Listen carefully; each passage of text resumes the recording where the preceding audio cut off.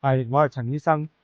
我10幾年前咧就喺英國咧開始呢個投資呢個物業，但係幾年前咧我就轉為咧投資呢個杜拜物業。咁杜拜物業咧佢嘅價格咧合理，係 freehold 嘅物業，咁佢嘅租金回報咧係穩步上揚，並且咧係冇呢一個入息稅，亦都冇呢個物業稅。咁你買咗呢個物業之後咧，申請呢個按揭貸款咧，喺當地嘅銀行咧都好容易攞得到。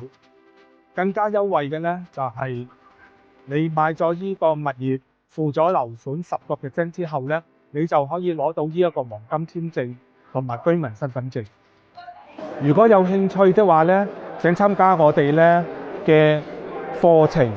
同埋咧我哋嘅展銷會，日期係11月21號、22號喺曼城市中心 K 堂嘅 hotel，歡迎大家。